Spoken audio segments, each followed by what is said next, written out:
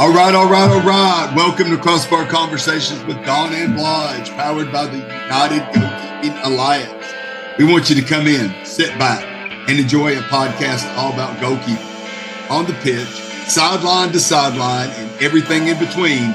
Whether you're a coach, goalkeeper, a parent, we are exploring every corner of the position with honest conversations, pushing the culture of goalkeeping forward and opening up space for the discussions that matter. Kind of talk others shy away from, but booyah! We lean into them. No holds barred. Big thanks to our sponsor, the United Goalkeeping Alliance. We'll share more about the UGKA later in the show, but for now, let's get this party started. Here's Don, Blige, and Eric. Hello, everybody, and welcome to this edition of Crossbar Conversations with Don and Blige. Don is Don Maples. He's in the upper right-hand corner or left-hand corner, depending on how you're looking at your screen. And we have our usual special guest who joins us is Eric Eisenhut down in the lower right of the screen, the founder of UGKA. And we have a very, very special guest, especially personally for me. And that's Tom Goodman. Tom Goodman is a renowned soccer coach and educator. We're going to get into his history a little bit more, but I just want to give a couple points here. Graduated from Springfield College at the time when Springfield College was one of the premier teams in the country, and Tom had a stellar career there. And then he went on to after he graduated, he taught and as a mathematician, but he also started a phenomenal club program, World-Class Soccer in Connecticut, and we'll get into that. That was a phenomenal program, and Tom was way ahead of his day in the way he organized it and set it up and ran it. And I said he grew up in Springfield, Mass. I think now with the, correct me if I'm wrong, Tom, the World-Class Soccer had 26 Connecticut Open titles. They had 4 Region 1 championships, 2 national championships. After his world-class work, he went on to become with a staff member of the United States Soccer Federation, a licensed coach, became a coaching educator, ran licensing programs for the Federation, and became an internationally renowned clinician. And personally, Tom is one of my greatest friends in my life, but also he helped me develop in the game. Where Bob Riasso got me interested in the game and got me into the game, Tom is responsible for making me a teacher of the game. And that was my gift, being a teacher. But Tom really taught me the game, how to teach it, and I'm completely in his debt for the career that I've been able to have. So thank you, Tom. This is Tom Goodman. Tom, why don't you say hi to everybody? Hello. Hello. Hello, everybody. Eric and Don, you want to say anything to Tom before we roll? I will say, Tom, I'm looking forward to a few things. One, I know you were obviously an educator with the Federation. I know we talk about this all the time on this podcast, so I'm interested in your thoughts there. I'm also interested to hear about you worked with Danny and Tony, and I have a couple stories about Danny and Tony myself from when I was a kid. So I'd like to throw those at you because I grew up in Connecticut for a little bit. Mm-hmm. And then the last two things I want to hear about, we'll maybe save these for the end. One, I understand you scored a ton of goals on Blige, and I know Blige is going to talk about that. And so I definitely want to hear that story. I also understand that, and we could maybe, I don't know when you want to get into this one, but here you're a pretty damn good on your feet with tap dancing, and you even performed with Frank Sinatra. Yeah, that's I true. want to hear about that. Yeah. Anywho, we'll get to that. Right. Those are my 4 notes. All right. Welcome, Tom. It's good to have you, man. Part of the Rat Thank Pack. you. Thanks, Eric. The Rat Pack, yeah. Yeah. No, I, from some of what Paul shared with us during our pre-show meeting and everything, I think I'm looking forward to this because I think we have some common thoughts about the Federation and where it's gone and where it was, where it's at, where it's going. And so, as always, I'm just always just thrilled to meet the new people that's been in the game for so long and learn from them. So always good for me. Thank you. Yeah, another thing that Tom did was he was the director of coaching for all of USU soccer. And to me, he was such a valuable part of USU soccer. And Tom has always done things the right way. You know, he's an educator and he always viewed things from an educator's point of view. The problem, I guess, when we get into it, Tom, is trying to bat heads with people who aren't educators, but we will get into that. The first thing I wanted to talk about, Tom, maybe you could tell us a little bit about, how you got into the game, as a youngster, what drew you to the game and put us through like a little bit of the history up through to your professional game. Sure.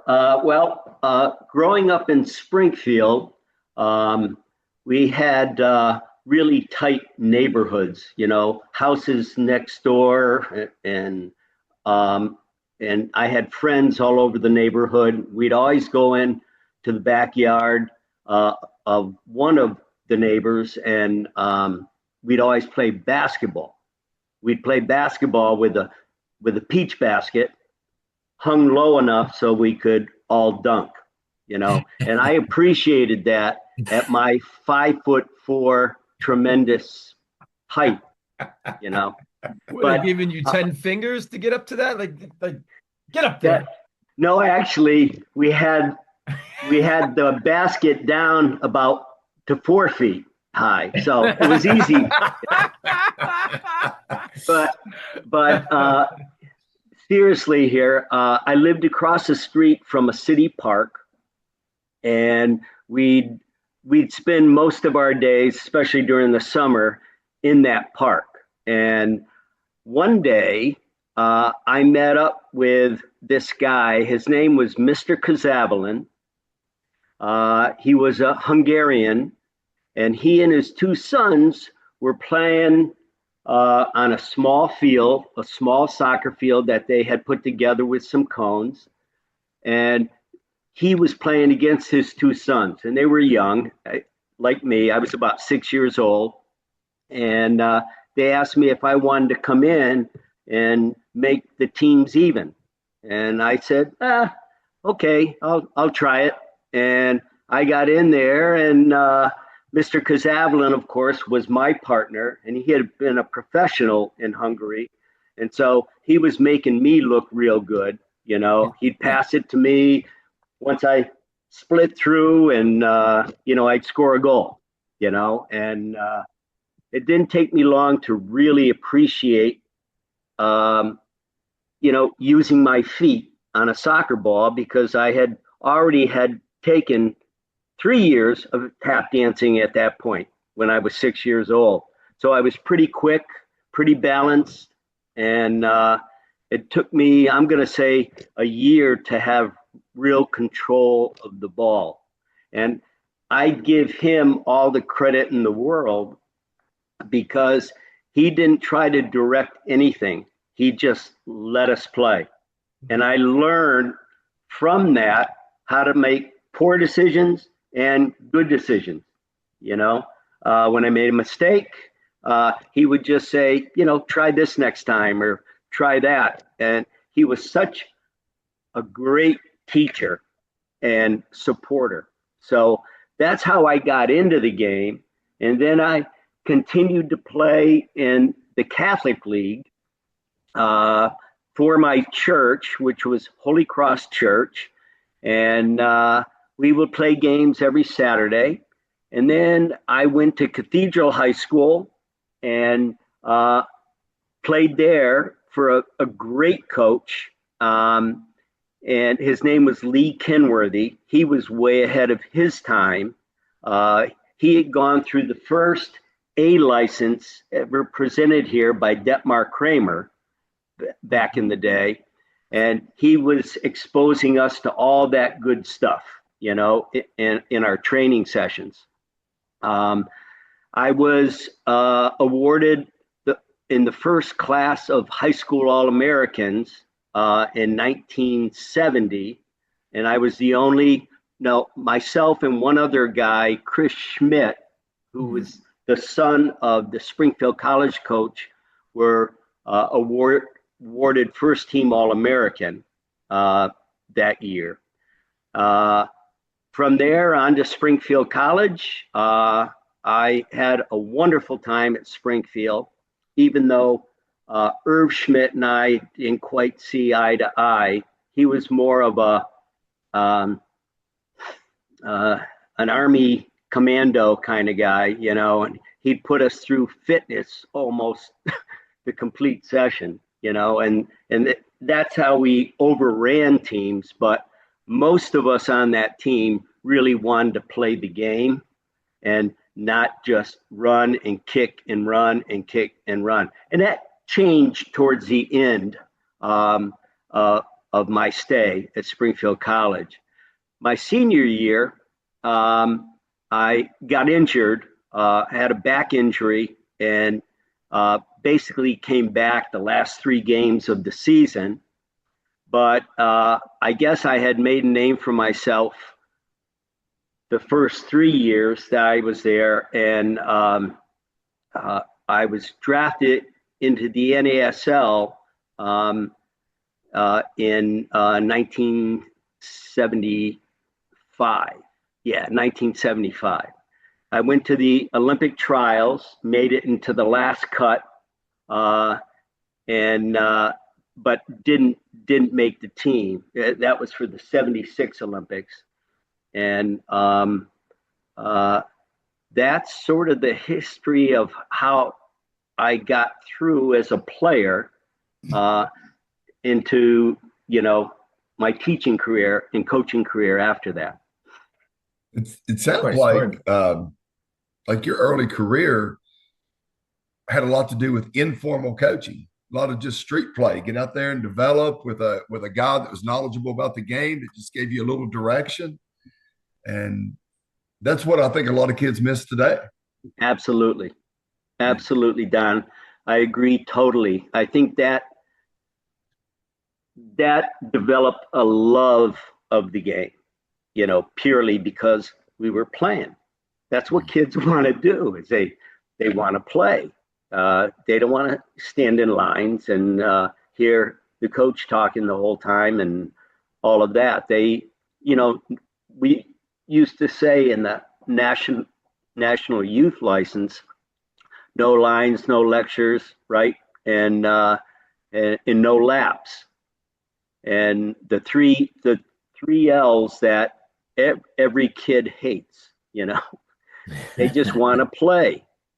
So it really had a big impression on me. Mr. Kazavalin, that great Hungarian guy. Nice. Yeah. Nice. When you after you graduated, you taught math, correct? And when did you start up the world class? How did it all come together? I mean, how long into your teaching did you say, I want to start a club? Well, basically, I really didn't do much with soccer once I got into teaching. I did coach a JV team at the local high school. I was working at the middle school, back then it was called junior high. But then I just, sort of gave it a break for quite a while. In 1986, I hooked back up with Ed Trimble.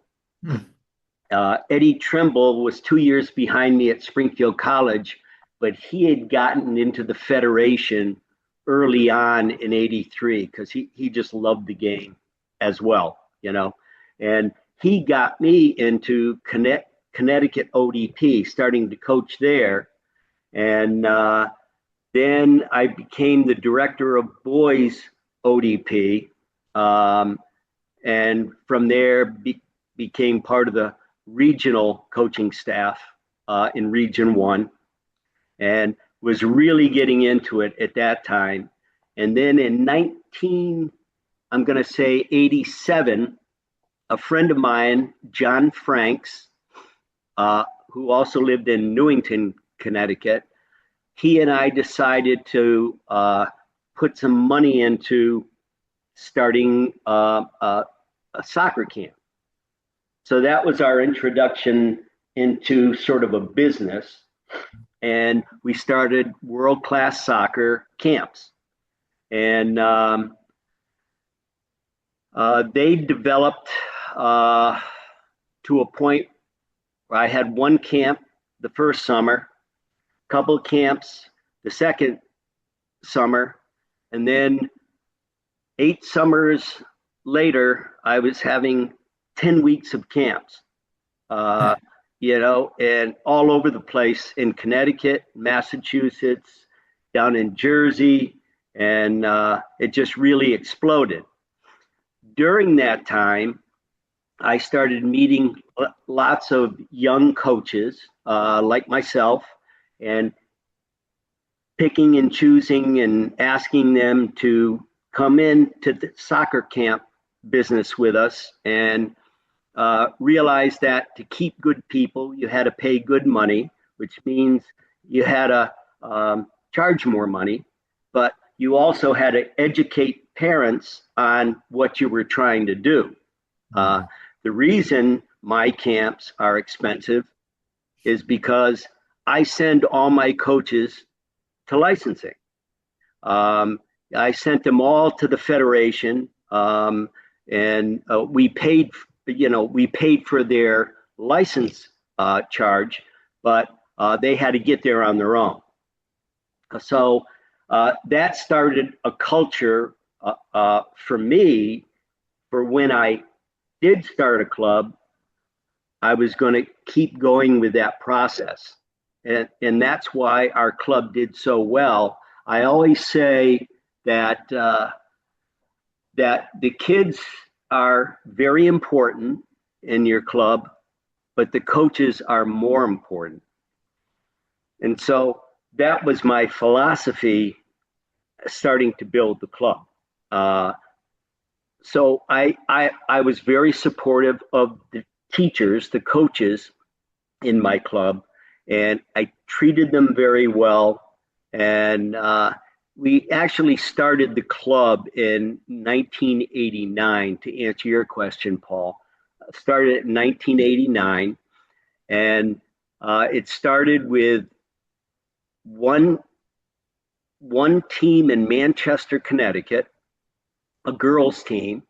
The guy who was coaching the team name was Mo Moriarty, and he called me because he knew of me, and he said, I really like what you're doing with your camps and all that. I know you've been very successful in coaching ODP and this and that. And he said, I'd like you to come in and coach my girls' team because I don't know enough about coaching players in the game. And I thought that was very honest of him, to do something like that. So I said, sure, I'd love to come in. It was the first time I was going to coach girls. It had all been boys up to that point.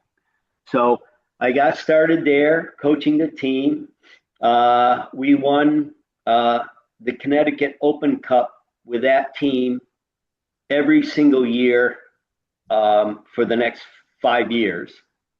But at the same time, we were bringing in other teams from Manchester under the it was called World Class Manchester Soccer Club. And we kept bringing in more teams at younger ages because that team I started with was a U15 girls team. And we were bringing in both girls and boys teams at younger ages. I think it was U12, under 12 was our youngest team. By 1995, we had teams U12 through U19 on both the boys and the girls side. And we had all nationally licensed coaches on all the teams. We were winning, especially on the girls' side. Our boys' side was strong, but nowhere near the girls' side.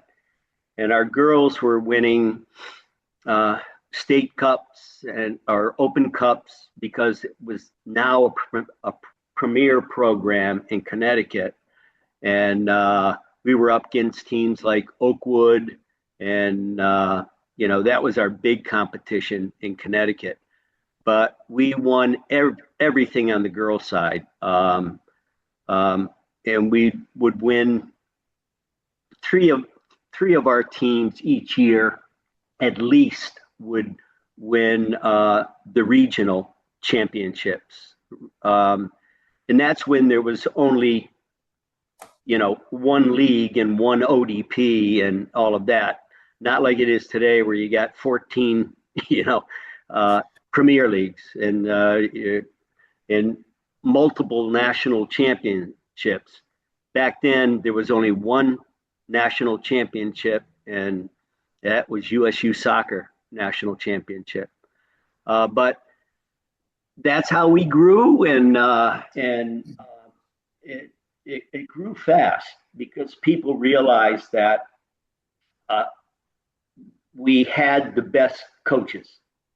We had the best coaches in Connecticut at the time. I would say also Oakwood did as well, but that's because of the philosophy that both John Franks and he had backed out a while back, but John Franks and I both believed in treating our coaches the best that we could to keep them involved. We would go away every year on a weekend that all our coaches and their significant others could join us. We go away and we would pay for a weekend of socializing and soccer. And I would bring in people from the national staff to do clinics while the wives went, shopping in Boston if we were doing it in Boston, or New York if we were doing it in New York. And that went a long way to keep our coaches involved, that we were doing something for them.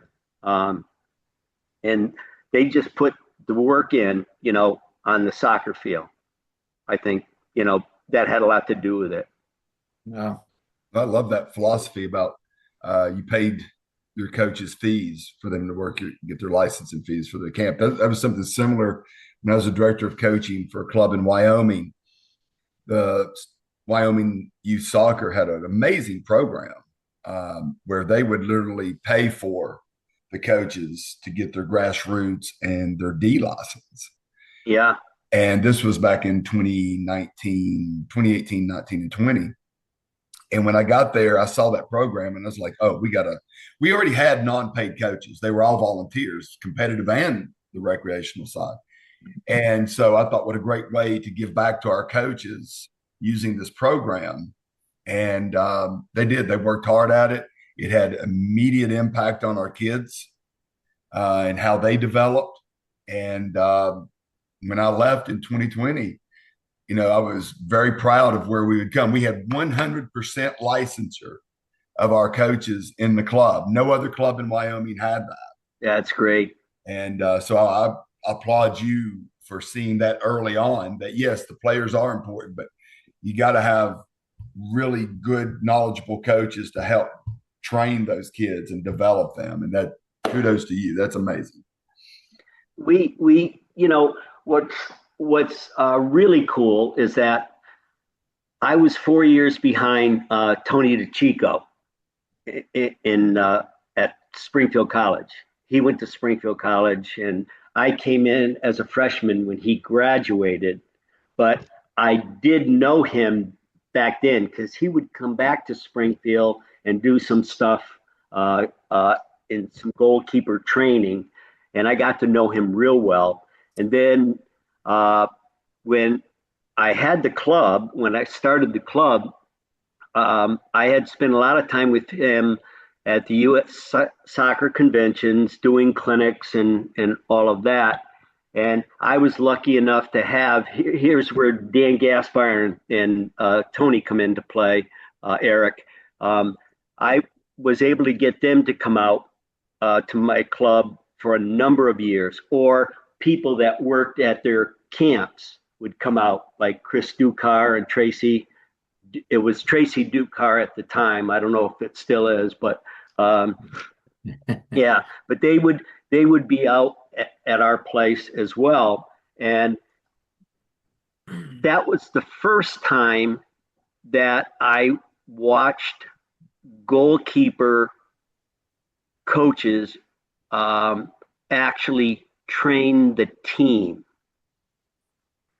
rather than just take the goalkeeper over in a corner and drill the hell out of them, you know, and hit balls at them so fast that, you know, they couldn't control anything, you know. That's what I saw as I went out and watched other clubs. When I worked for the Federation, I was in charge of men's and boys national team scouting for a while.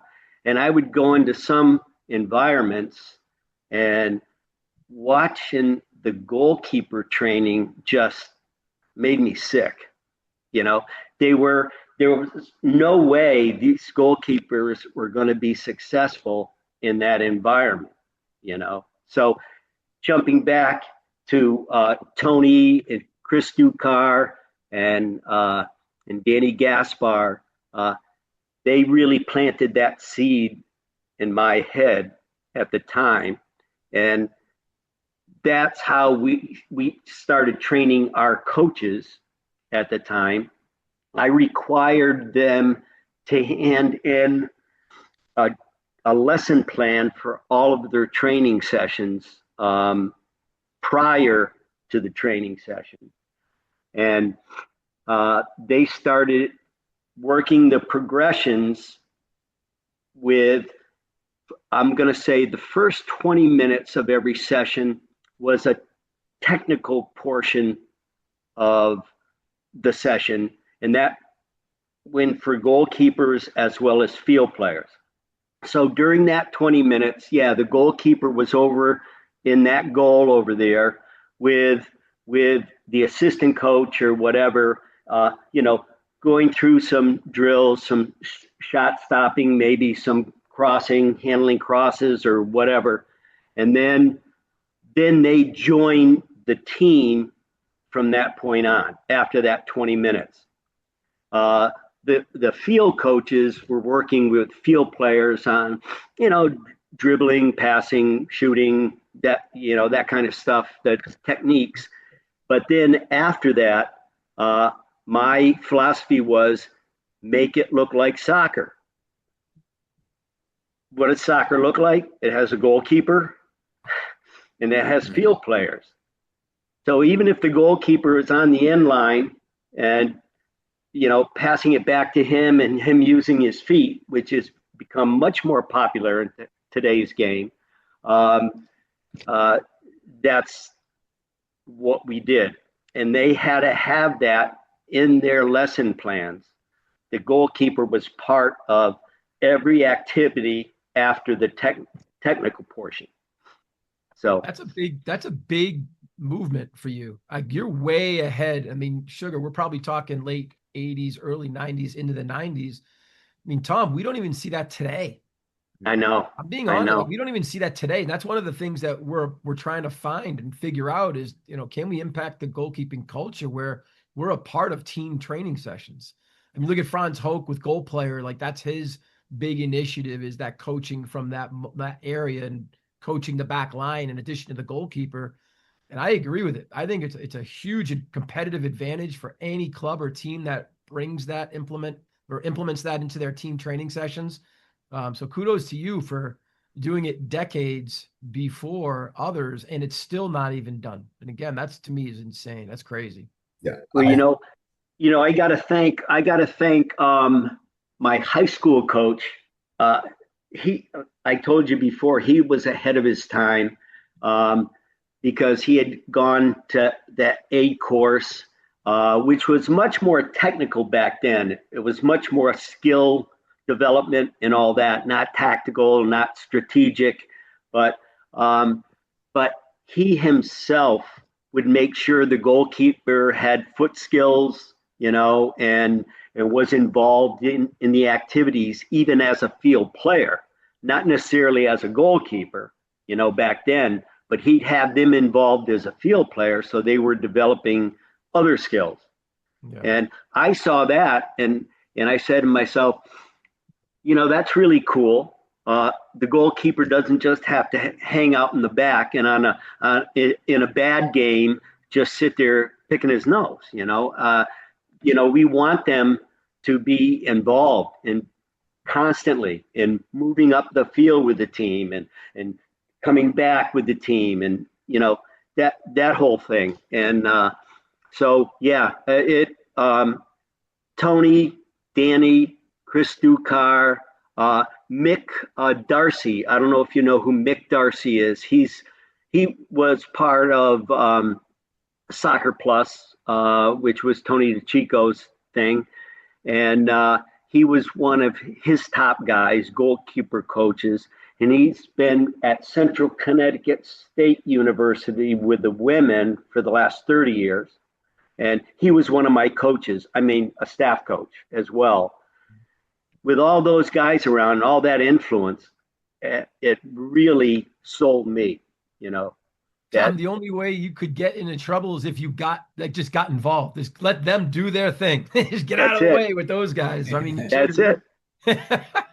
What a great staff you had. Damn. Yeah, that's what really way ahead of its time for sure, Tom. I'm interested. You've always been such a great educator. That's been your whole process in your life as far as the game and just being the person that you are. How did that becoming an educator develop into your game? What triggered that? Was it being a teacher in math and then doing the stuff at that level, and then all of a sudden, because you did corporate work for a while too, I think, right? Weren't you corporate for a while? I did. Yeah, I did about 6 years. I was a programmer, computer programmer. Yeah. Yeah. So what triggered the educational aspect of it? Because just like what Eric and Don are saying, it's a sin that culture you developed disappeared. Yeah. Because now it's so scattered, and these kids, because they even an environment like the environments that we are involved with UGKA and all, they get the education from us. Then they go back to their other club or their team, and it's completely a different thing without the educational component. And then we get them back, might see, like the ODP program, we might see them 5, 6 times in a bloody year. And then we go tournaments playing other states, and what can you really teach them there? It's very, very difficult. So when did that whole educational component come in, and maybe even why? What did you see? Yeah. Well, everybody around. Well, actually, I'll say I coached. I taught math and phys ed.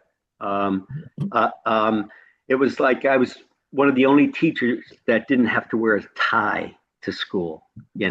I could just come in my warm ups, teach my math classes, then go into phys ed. But when I taught phys ed, that's when I realized that the phys ed teachers, most of them were like most of the coaches that I was involved with, which were drill masters. There was no fun in going to a phys ed class, where they lined you up at the line, you did, suicides and you did this and did that. There was no game playing, at least in my school. And so I experimented there with my classes. And when we did a soccer skills section, I started doing all games. that's where the whole philosophy of U.S. Youth Soccer National Youth License came, because I basically wrote that license with Tommy Fleck back in the day, and with a lot of people rather, and I didn't necessarily found the program, but I changed it along the way. Mm-hmm. And that was all about let the kids play. That was back then. And so I did that at Thornton Burgess Middle School and phys ed side. And I realized that when the kids are happy, they're learning. You know, when they're bored sick and they're listening to people talk for a half hour or whatever, that, you know, they start looking for other things to do or cause trouble or whatever. So that was that's when it started for me, Paul. Mm-hmm. The whole educational process. You can educate within games, you know, just by throwing out this comment, supporting that thing, you know, hey, great move. Don't forget that move, you know, something like that, real positive. Mm-hmm. You're coaching, you know. Yeah. We will be back after this message from our sponsors. Goalkeeper coaches, are you spread too thin? Are you coaching small groups? Are you coaching at a club? Are you coaching private sessions? Are you coaching in college? Are you selling equipment? Are you selling gloves? Are you running your own camps? Are you running your own clinics? Simply put, everybody, goalkeeper coaches have a lot going on, and they need at least 4 to 5 resources to make it work as a goalkeeper coach. Here at the United Goalkeeping Alliance, we're here to help all goalkeeper coaches with their development in their goalkeeper coaching careers. For $99 a year, yes, a cup of coffee a month, you will join the United Goalkeeping Alliance as a goalkeeper coach and have the opportunity to collaborate with over 175 goalkeeper coaches worldwide. You'll have an immediate connection into the collegiate game to be able to share your highlight film of your goalkeepers, in addition to the ability to recruit if you are a goalkeeper coach at the collegiate level. You'll have 24/7 online and live support with business ideas, curriculum, and lesson plan support. We will also promote your club, your academy, your equipment, and anything that you do through our social media outlets. Last but not least, and definitely an important variable, all UGKA coaches have the opportunity to earn 50% commissions on all clubs and goalkeepers that they bring in to the United Goalkeeping Alliance. If you'd like to learn more, please reach out to me, proud board member Eric Eisenhut of the United Goalkeeping Alliance, at the contact information above. Thank you for listening, and back to our episode. And now back to our episode. So we got Tom wrote his book. I don't know if you can see this. Here we go. Soccer Coaching. All right, Coach's Guide to Youth Player Development. U6, U8, U10, U12. If you don't have this book as a coach, whether you're a field player coach or a goalkeeper coach, get it, because it's full of games. It's really full of games. And it's Tom wrote it like he's talking with us, you know, and this book helped me an awful lot in my goalkeeper training. That's when I started realizing that, because when I first started my career, to me, it was all about drills and activities. What do I do? What can I do? What can I do? You know, then all of a sudden I realized that the number one, the position is way more involved than that, as is the game. So I can remember I came up with this 2-man volleyball game at Rutgers when I was there. And Rias looked over at me, and after practice, I said, I don't know what you're doing down there, but I guess it must be working. But the kids were having a blast. You know, he didn't have no idea. He saw us flying around, and you know, you couldn't catch the ball. You always had to tap it, or you know, just like volleyball. But what I did, I used like a rebounder goal without the net in it. Okay, so you could play regular volleyball, tap it, spike it down, or head it over, whatever. But if you could 2-touch it right through the goal and try to penetrate the other 2 goalkeepers. Okay, so they're all flying around up here. Then all of a sudden the balls come flying at them, and it was 2 against 2. And then if you kept it going through, it counted as a point for you. If it got through, got through the two goalkeepers and crossed the back line there, it counted. And we were doing, I tell you what, they absolutely loved it, you know. And but what they were doing, they were just developing their skills and having fun.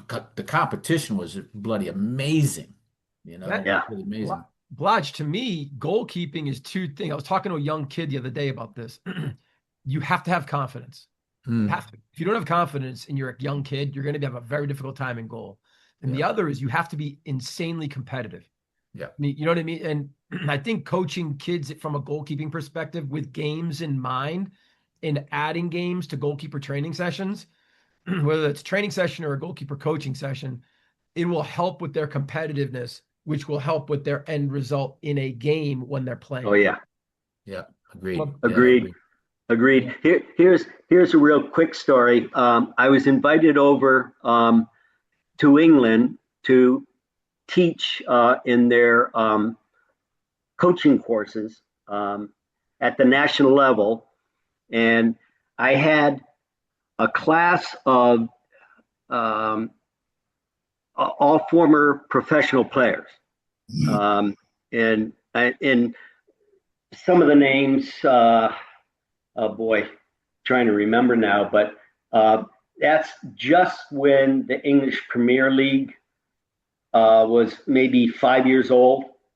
So there were some great players here, and I got out and did a session with technical elements for the first 20 minutes, like I did it at home, and then I played one game after that, and Blodge, you know what this game is. It's four-corner shooting, where I have like three guys on each corner off the field, three guys on the other corners off the field, and the goalkeepers in the goals. And it's a small field, about 40 yards by 30 or something like that. I'm on the sideline right in the center of the field, and I've got 20 soccer balls. And I just start pinging the ball. The minute I ping a ball to one of the corners and I fluctuate that, I move that every time I knock a ball and I go to a different corner, then two players at the front of each line on both sides come out the minute the ball is knocked in, and they play 2v2 plus keepers. So, and it's a wild game. Whoever scores, or if the ball goes out of bounds, they got to get the hell off the field, and I'm knocking in another one. And the next two from each line come in. So it's 3v3 with goals, and it's a action-packed game. And I did this with the pros, and they did not want to stop playing. Funny, go ahead. Sorry, continue, Tom. Yeah, no, because they were having fun. And it was the game. Yeah. And I asked them one question, and it was amazing. And these are pros, and you would think they would get it. But I said, I froze it. I said, stop for a minute. And I said, so your team has the ball right now. I said, so what are the numbers? What are you playing? What are the numbers of this game? And they said, oh, it's 2v2. I said, you have the ball. How many players do you have on your team? And then it's like a light bulb went on. They said, oh, it's 3v2. They weren't counting the goalkeeper. And I said, goalkeepers, how does that make you feel? Yeah, the goalkeeper started swearing. One thing, we had Anson and Chris Ducar on. We spoke with them. And in that session, we talked about the internal competition amongst the team itself, like on training sessions. And you're almost mirroring what they were saying to a degree in regards to, like, they started off their preseason and they're with literally like one-on-one games that included the goalkeeper. And it's really cool hearing what you were doing from a competitive standpoint at the pro level versus what they were doing from the highest level in amateur soccer, Division I, Power 4 soccer, and the success.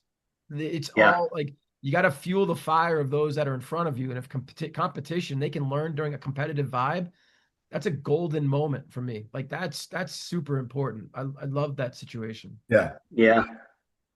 Yeah. That's what I find a lot of times with my keepers is like this past weekend when we had our final state ODP training, had girls on Saturday, boys on Sunday. And, we did our technical warm up, get them going with the handling the balls, footwork and things of that nature. But then I put them in different variations of goalie wars. And the competition level, they're giving it to each other and trying to win. And there was one team that was up 5-0. And I said, all right, we're going to double the score now. And, for every goal or for every win, we're going to double it. And the other team come back and won 6-5. And they were just having at each other and all this stuff. I mean, they love it. I mean, it's just That's great to, sort of progress the game in a way, which because, you're down 5-0. You don't think you're going to get a chance to come back. You're only playing 3 more games. Then they come back and pull it out. So the kids love it. It does my heart good to see them enjoying it, putting their skills to use and having fun. I mean, and just laughing. So that's great.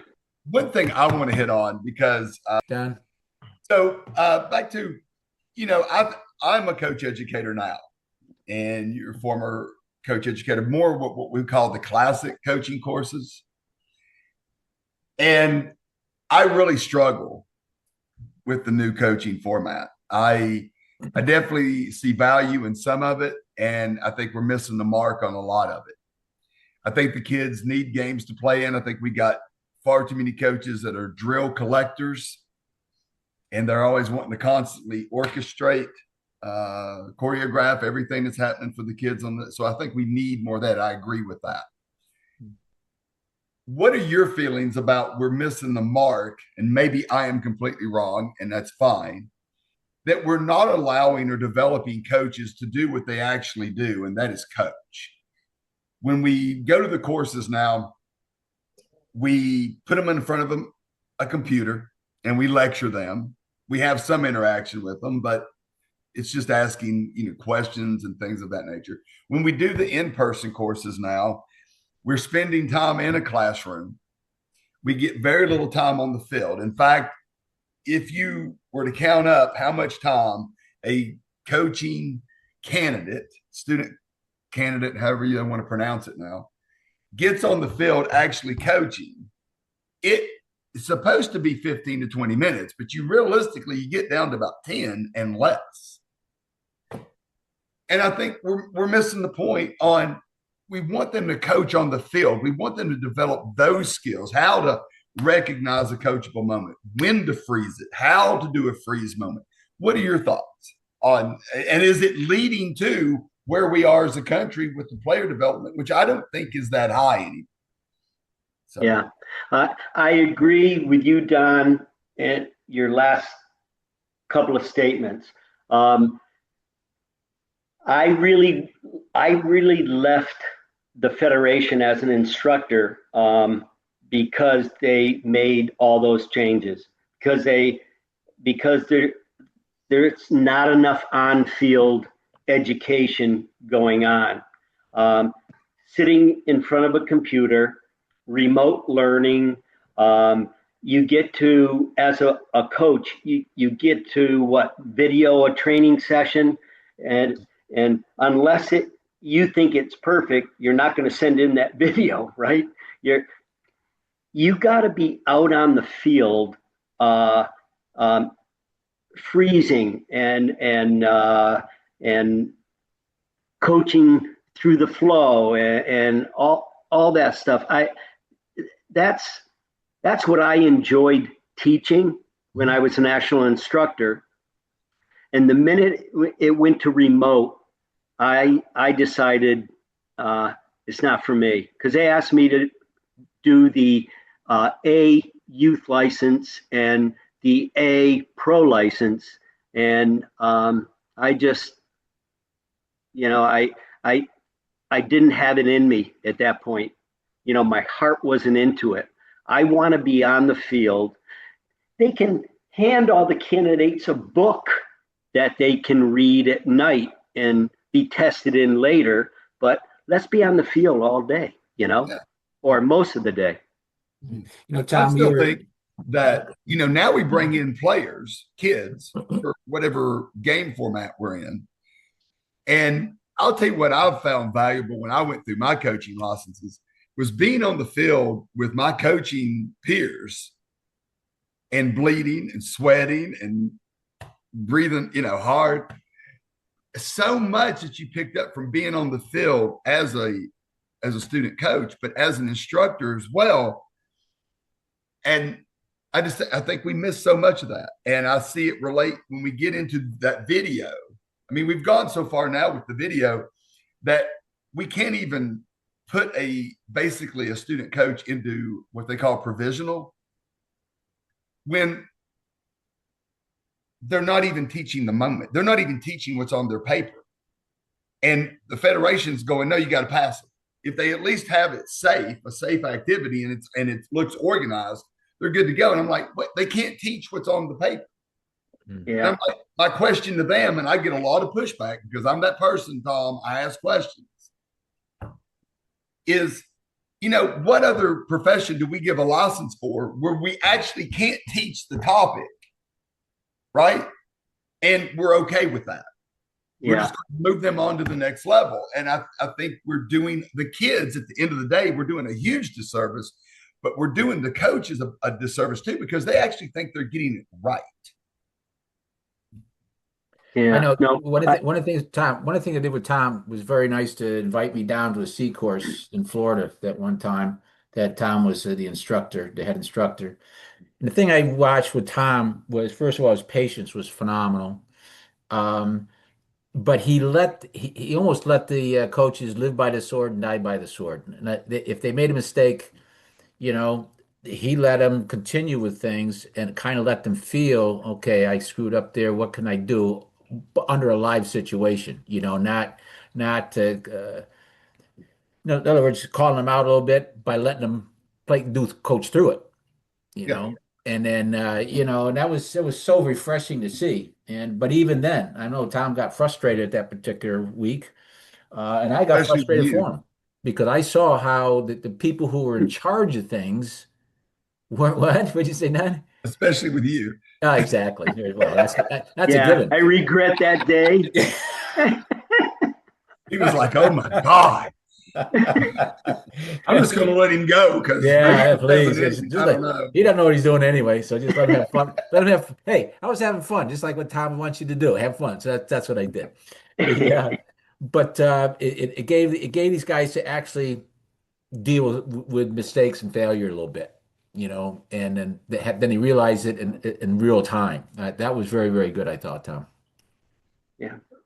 Thank you. Yeah, it is good because sometimes they'll figure it out and fix it, which is great. So be it, actually, most of the time they figure it out. There are a few cases that some of the guys or the candidates don't have much of a clue, but they're just hoping to get a license to have that C license, B license, A license by their name or whatever. But yeah. Now, Tom, you were with director of coaching for USU Soccer. How many years was that, Tom? 2.5. Okay. Now, did you see some of the same things? So you traveled all over you hit every state. You were all over the place trying to help these guys develop the programs and do the right thing. Did you, what caused you to drop away from that eventually? Did you run into the same problems that you had at the Federation as far as like the coaching courses and stuff, or what happened there? Yeah. Well, USU Soccer at the time, I think because I was brought on board as the national director of coaching, US Soccer gave USU Soccer the national youth license. Yeah. That Flecky and Sam Snow and myself and a bunch of other people, had put together. I took it from there and I put it on DVDs at the time, the whole course. And I went to US Soccer and I said, I want to give these DVDs to all the candidates when they arrive. So they have all our lectures, all our field sessions on them. And they can take a look at it before they get there. And then they can follow along in the classroom because they all had their computers there and all of that while we were doing our lecture on this or that. I got such, I don't know, US Soccer wanted to sort of keep it under wraps and have the candidates take notes and do all this all the time. I said, why not just give them the material, let them read through it, let them follow us through it in the classroom and on the field so they can actually just pay attention in the classroom and they're not, scribbling down notes. Oh, I didn't get this. Oh, I missed this. I missed that. And I got such, it was a turnoff to US Soccer. They wanted to keep it all a secret, and that's when they took it back and changed it. They took the National Youth License back. For the 2.5 years, I think you're right, Paul. I went to almost every state association and led and taught the directors of coaching in that state how to, how to lead the National Youth License. And after all that, they didn't like what I did, so it's unfortunate. We had a few arguments back and forth, but the National Youth License was by far the most fun and the best license I have ever taught. What was I don't ever remember that being an option for me to take. I just the D, the C, the B, and up. I mean, I don't ever remember that. I've heard about it, but I've never remembered it as an option I could ever take. I wonder why that is. The state courses had been around for a while, and that started in some states with the G. The G was a 3-hour course, and it went G, F, E, D, and then national courses C, B, A. Then, like I said, Tom Fleck and those other coaches and myself said, there's got to be this course that will make the kids happy, like it's all game oriented and that kind of thing. You learn through the game by playing the game, all of that. And I give Tommy Fleck, God rest his soul, all kinds of credit because he kept pushing it. And we finally put it together and it was enjoyed. Every state I went in, all the coaches just loved it, and all the directors of coaching loved it. I'm not quite sure why you didn't hear about it. I was pushing it all over the place, but maybe the state director of coaching at the time didn't know about it, or but it was great. I would always introduce at the beginning of a course, I would always say the only way you're going to fail this course is if you don't listen to anything we say and you hate children. I said, that's the only way you failed this course. I said, in other words, nobody has ever failed this course. And that immediately, just dropped the stress level and everybody had a good time, Yeah, I took it to Jersey. I know Rick Mianas was one of the spearheaded, and Rick Mianas, like Tom and myself, graduates of Springfield College. And Rick has always been ahead of the curve as well as far as education.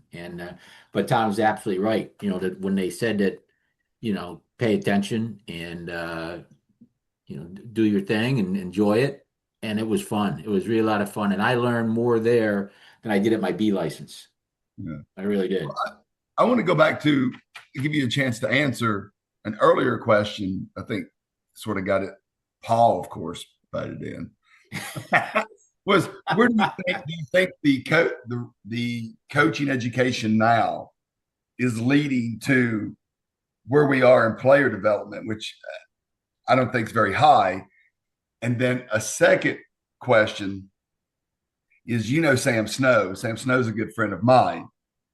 I've spoken to him years ago when I was working to develop the goalkeeper curriculum. I was the director of goalkeeping for Florida ODP. And so I asked him about goalkeeping curriculum, and he said, literally, there are 5 goalkeeper curriculums sitting on a shelf in Chicago, Illinois, that for some reason the Federation doesn't even want to put out there. And so that's 2 questions. If you don't mind, where do you think we are in development based on why our coach or where our coaching education is at?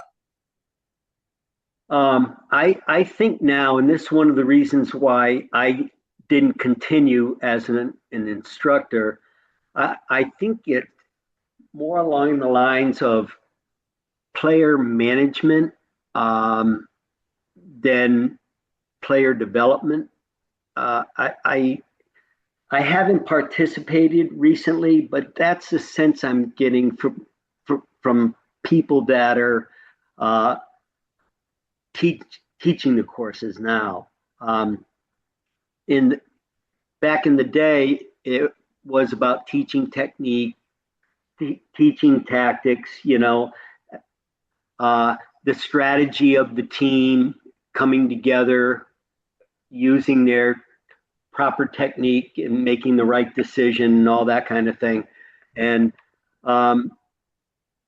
I think really that it's how can we keep everybody happy and in the environment, not necessarily teaching them the game. I don't know. I may be off there, but talking to a lot of directors of coaching right now, they're saying that it's sort of touchy-feely, and you can be nice, but you have to demand certain things too, as a coach. Yes. And so that I don't know why they've gone this way. I guess they follow whatever UEFA does in their coaching education. And that's what they're doing now, I guess. When you say touchy-feely and when you say player management versus player development, can you elaborate on those two? Yeah. Trying to keep the players happy, like by not being too disciplined and that kind of thing. So it's more of you're managing the players' feelings, that kind of thing, to make your job a little better. That's my understanding. It may not be true, but that's what I'm sort of hearing. Whereas player development is how can I get these guys to dribble better in the game? How can I get them to make the right decision in a 1v1? Should I take the player on with speed? Should I slow down, throw a move? What decision should I make, on the field? That's player development, Gotcha. Thank you. So do you think that touchy-feely, keeping players happy and not really having those demands, because I'm a very demanding coach, and I really believe kids embrace that for the most part. They want some standards. They want some demands. They can read if you're being disingenuous with your praise, I guess is what right. I'm say. And so do you think that has to do with money? Because it's pay to play. Clubs don't want players to leave. So let's keep them happy and everything. And so they stay. I do think so, Don. From a club's perspective, that uh, that's a real good point, because there's so much competition, for players, and players' parents can be very fickle, No. Being way too nice right there. Yeah. I'll say that for Don. That was I a know where different Don's going word. with that. That was a different word. You think Don Did I has use standards? We last don't need time? another video edit. You think Don has standards for goalkeepers? You should hear him with parents. Yeah. Yeah. Well, that's a whole nother side of this cultural, club culture, goalkeeper cultural thing. You have to educate parents, and they have to be willing to be educated. That's always a problem. But it blows my mind, Tom, that parents and the education part, parents we know can be fickle. They can be they're a huge problem in every youth sport. It's not just singled out for soccer, but yet clubs of any sport don't want to address that problem in a real way. They'll sign up for, and all respect to the Soccer Parenting Association that what's her name, runs that? She played goalkeeper, not Skylar. I can't remember her name. Sky Eddie. Sky Eddie has that. So the clubs will sign up for that, expecting parents to go to the website and read it. But that's the only investment they really make in parent education. Right. It's like, guys, the clubs, the youth academies over in Europe spend a pretty good deal of money on parent education because they don't want it to be the problem. But we have a bigger problem because parents are empowered because they pay money. That's right. That's right. We don't spend any money or time really making the investment in what could really lower problems at that moment instead of down the road, the things that arise. So I just find it mind-boggling that nobody wants to really address this. I'd like to, if I could, I'd like to go back to Don's point earlier regarding the goalkeeper curriculums and there being some presentations put up to the federation, et cetera, in the past, and they're still not being used. When, in my opinion, when Peter Muller was involved, we produced some of our best goalkeepers that the United States has ever produced. And we can't say that over the last, 10, 15 years, maybe more. And some people will tell you it's because of the United States hasn't invested into goalkeeping the way other companies do or pay attention to it the way we do. But we did. And then Peter left. And then it was just this void. And there's still been a void right up until, I guess Jack Robinson is now that person for the United States. And he's got a big task ahead of him. So what fell off? What happened? And then where do you see Jack going with this? If you were to give him advice moving forward or moving the needle for goalkeeping education and development, what advice would you give him in the federation for that? I would.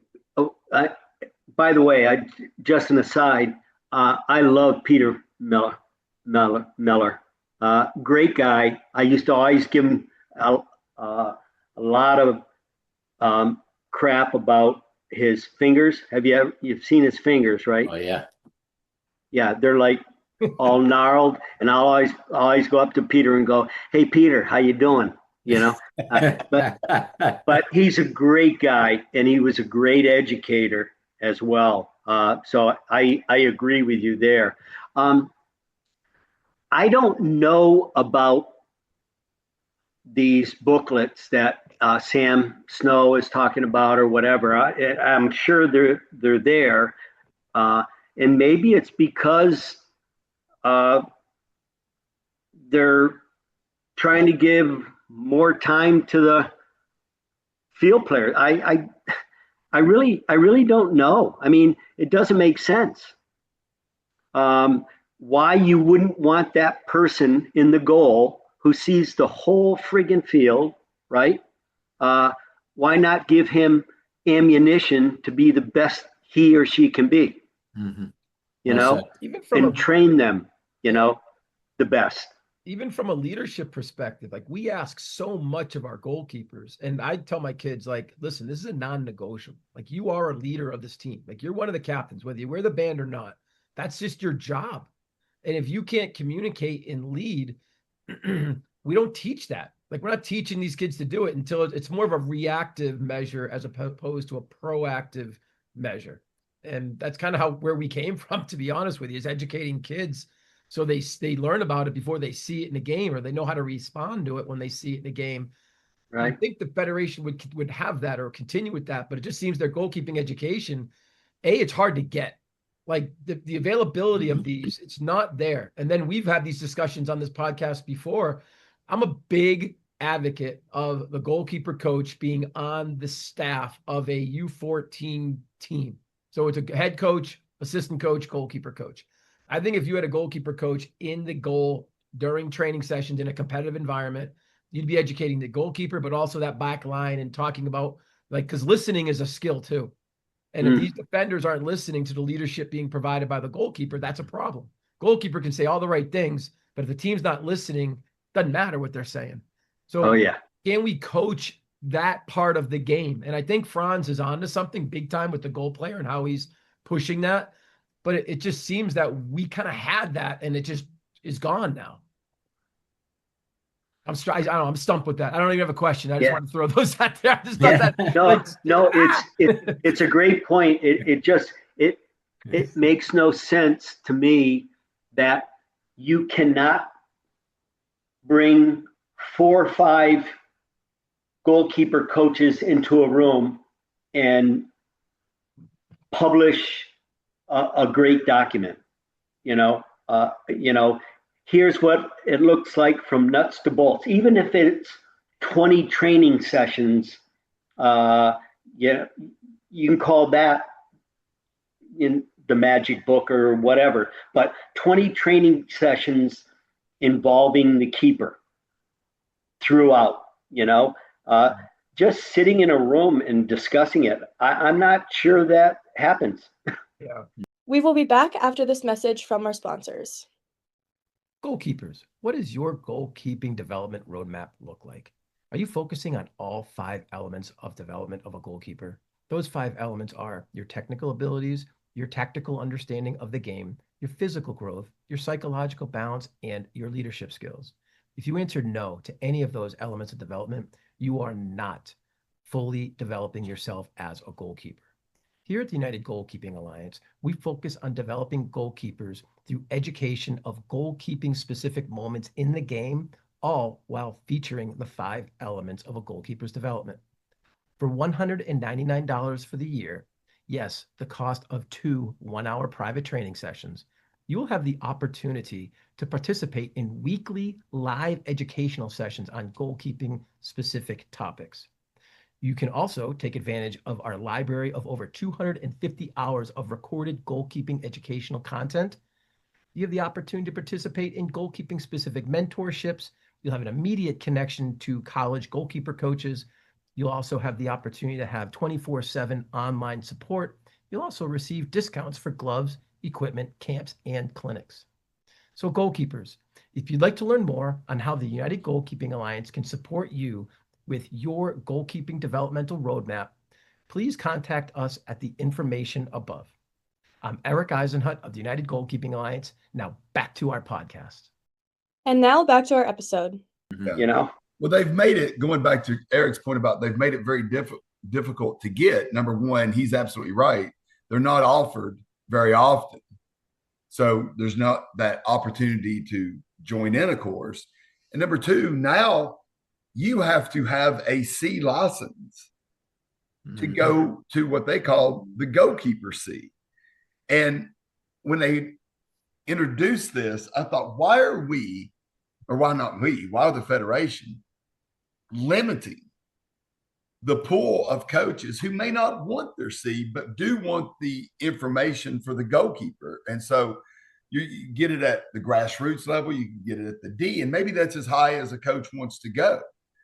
And we've talked about this before with other people we've interviewed is that, there's just some goalkeeper coaches that don't want to go the field player license, path, but they want the goalkeeper information. And honestly, it's so expensive. I mean, once you get above the C license, the B and the A, they're so expensive. So I don't understand the federation's thinking that, well, you've got to get up to your C, other than money, to even get an introduction to the goalkeeper. Yeah. And Tom, question for you too, in line with that, is that we've discussed too about why don't head coaches have to take a goalkeeper licensing course? That doesn't exist. You have to take your C license, which all coaches have to take if they're going to coach teams, to get your C or get your license for goalkeeping, but there's no flip on the other way around. And it's that continued separation that we're battling with, Yeah. and I don't know what you think about that, but I know Eric's got a point here too. So Yeah. Go ahead, Tom. Yeah. See, it's the lack of a goalkeeper culture, right? Yeah. And most clubs don't even have a club culture. I felt I did back with World Class, and somebody like Oakwood did. The top clubs, I think, have somewhat of a culture, but most of those don't have any goalkeeper culture. They're still training the goalkeeper in a drill environment, almost a whole training session until they scrimmage at the end. And, they've only been shot stopping, and how many of those happen during the game, and they've only been handling crosses, and how many of those happen during the game or the scrimmage? How about the communication that you were talking about earlier? Getting the goalkeeper to talk to his back line, getting them to listen, all of that. Where is that? There's no goalkeeper culture, Sugar Tom, here's the other thing too, back to Blaj's point, like goalkeeper coaches need to go get a field license before they can even start their goalkeeping. Now, I don't think head coaches need to worry about like technical application, how to catch a contour catch, how to do a top hand parry. Like, I don't think head coaches need that, but the tactical understanding of the goalkeeper's roles in moments of the game, in possession, out of possession, during the two transitional moments. Shoot, you could even say this: free kicks. I mean, they're the ones, goalkeepers are responsible for that's our job. Like, we are there to lead the team, set the wall, mark everyone up, find their own position. Oh, and do it in 8 seconds. But we don't even coach that like in team settings. Oh, yeah. And we're like, it's crazy to me how we just assume goalkeepers are going to be able to perform in a game. And then it turns into this reactionary, what the hell's going on? And they're pointing at the one person in the club, the goalkeeping director, which takes care of every goalkeeper in the club. That's another problem. But so it's like, okay, you need to fix that. I'm only one person, man. Like, these goalkeepers are going on these 3-day showcases with a head coach and an assistant coach that probably don't know anything about goalkeeping, and they're getting no feedback during those showcases. And if they're getting anything, it's probably negative or very generic. Hey, Tom, you got to talk more. Yeah. I don't know. We're just not in a good place, and it drives me bonkers, to be truthful. But the pushback that I got, like I said, when I was a DOC out in Wyoming, when I gave the training schedule as far as topics for each week, when I said this week on Tuesday, everybody's going to train attacking set pieces. On Thursday, everybody's going to do defending set pieces. At least then you know that it's getting covered, right? Right. That was the most pushback I got from coaches of anything that I did. It's like, well, it's a waste of time. We need to be working. We need other things. I was like, no, it's a part of the game. Yeah. That's getting back to Eric's point. Oftentimes coaches come to me and go, hey, could you work on setting up a wall or set pieces? And the first question I ask them is, well, what's your philosophy on it? Mm-hmm. Because I can teach them the very foundation generic on how we do it, but you may have a slant on exactly how you want a man mark, or do you want a zone mark or whatever. And they look at me like I just grew a third eye. Yeah. And I'm like, Okay, so on corner kicks, what's your philosophy? That's as much a set piece as direct kicks or indirect. So have you had that conversation with the goalkeeper? No. Have you taught it to your team? No. Well, what am I? What am I? I mean, you need to have that discussion with the team. But that's going back to the point, not to be long story long here. It's a conversation that the head coaches and the director of goalkeeping need to have so everybody's on the same page. And we just don't have those discussions. Right. We don't even have them about striking a ball. They'll come to me and go, hey, could you work on goal kicks? I'm like, so how often do you work on striking a ball with your team? Because that's what it is. Now we can talk about the tactical point of it, what a goalkeeper's looking at, but it's striking a ball. Right. You look at me again like I grew a third eye. It's the super magic goalkeeper, goal kick. Yeah. Yeah. I'm in total agreement. I mean, I was such a promoter of perfect technique in all my players, and I pushed that with my coaches too. But how to strike a ball, how to send a laser in, or how to chip a ball with backspin, how to do this, how to do that, and it's so important. But again, as the kids got older, I only required 20, 25 minutes of pure technique work. And then all the rest was game, with goalkeepers. But I don't have an answer for you guys.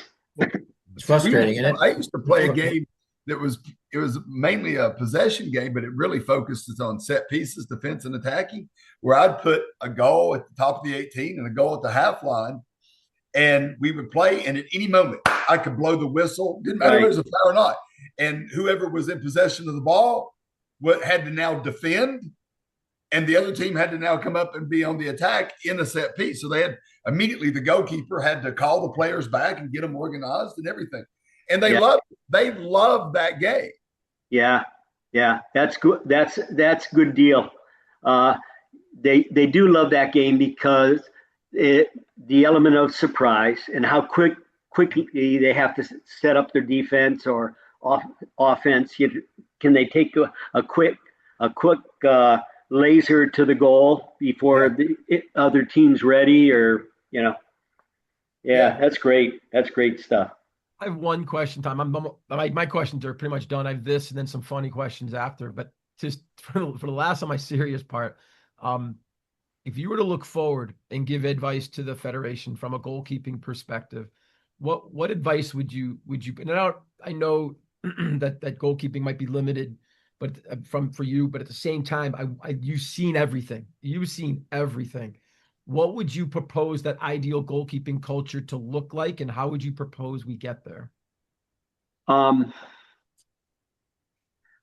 Well, the national youth license, when I was promoting it, I was actually selling it to all the state associations.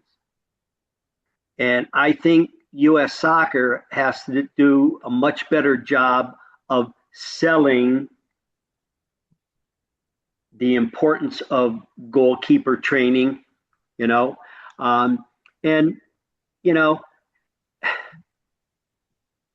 the licensing part of U.S. Soccer is not their biggest moneymaker.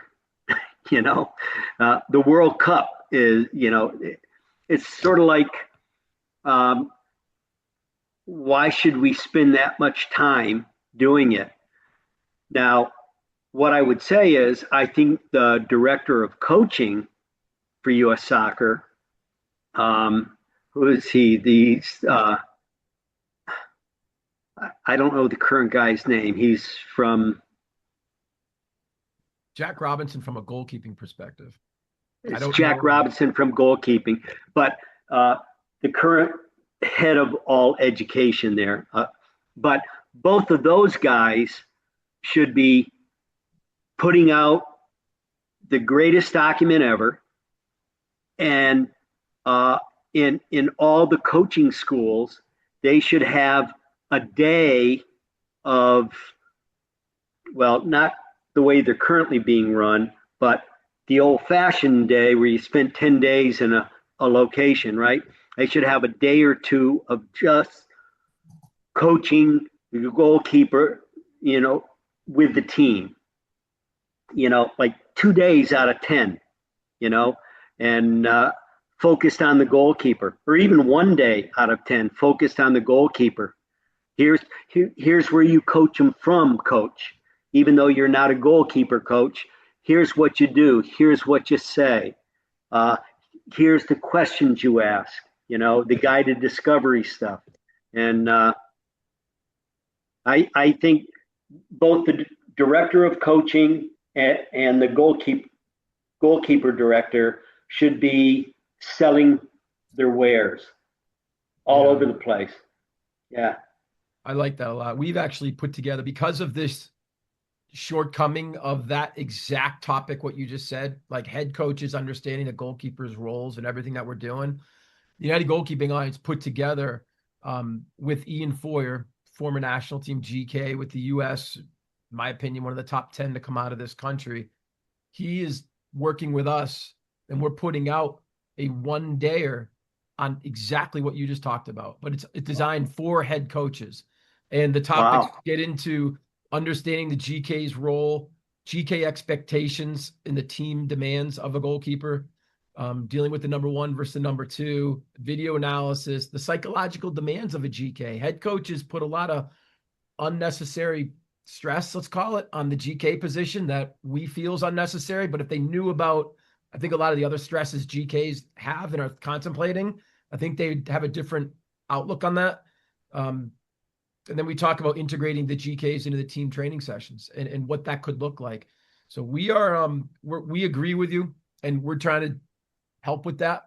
But you'd like to see this come from other sources. But at the same time, if it's not, we might as well put our best foot forward and try to change the culture with what you just said. That's great. Yeah. That's great. Kudos to you guys for doing that, really, because and it's growing too. Your organization, your membership, right? 100%. Yeah, But big time. is it growing with regular coaches, or is it mostly goalkeeper? All right, ready for this? You're gonna love this one. So we offer this to anybody, like from a coaching membership perspective. Little self plug, $99, cup of coffee a month for the year, right? That said, we offer it to head coaches. Oh, really? Not one head coach, unless you're a former goalkeeper coach. Yeah. Unless you're a former goalkeeper coach, have goalkeeping affiliation or background, not one head coach in the UGKA.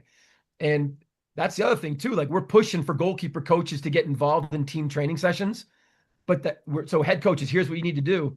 But then based on how we are put in a corner all the time, do we goalkeeper coaches know how to act and coach when we're introduced to that? Hey, now you're going to go coach the team from the goalkeeper's eyes, go this way. You're going to coach it from the back going out.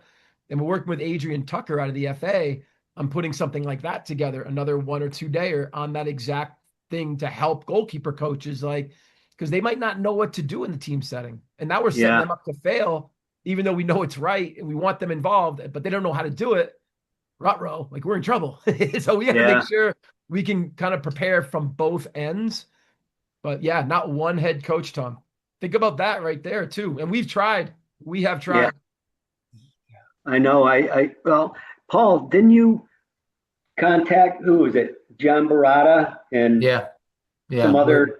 Yeah, we've been talking with John up at in New England, and we're waiting for him. He has interest. He says, yeah, it sounds great, but then there's an agenda in the way of, like, decision making to come up this time of year, and they put it off. They keep putting it off, but John seemed to be all for it. So we're expecting them to come on board. But that would be a great start. Yeah. I think right now, go ahead. I was going to say the budget. Right now, everyone's discussing their budget for the upcoming year. And I think that people are getting into that conversation. So all I ask is, like, just keep us in the conversation when discussing your budget, because it's as far as I'm concerned, for a club, It's cheap. It's $2,000 for a goalkeeper for membership for your whole club. That includes every GK in the club. That includes every goalkeeper coach. Ready for this? Includes every head coach. And not, again, still not one head coach involved. Wow. But that said, like, you'd like to believe head coaches, or you like to believe that clubs with their goalkeeping situation would look for that supplemental resource to come in and help from an educational standpoint, where they might not have the numbers to do it. And for some reason, it's one of those things that it's just, well, that's the way it's always is. We're fine. And it's like a check the box exercise for clubs when it comes to having someone that runs training down the other end of the field, and they don't move that forward, that culture forward that we're discussing today. You wonder, like, what are these people thinking about? I'm talking about the coaches now, head coaches especially. Why wouldn't you want that player in the back, that goalkeeper, to be in charge and to know what to say and to know how to act and, to calm himself down at the right times and to, perk himself up at the right time? I don't get it. I got it back in the day early because I saw some good goalkeeper trainers, Yeah. Sure. You had two, the head coach, I'm sorry. Two of the best to ever come out of this country, sir. Yeah. Yeah. Danny and Tony. Yeah. And Well, by the way, Chris isn't too bad either. Yeah, really. Yeah.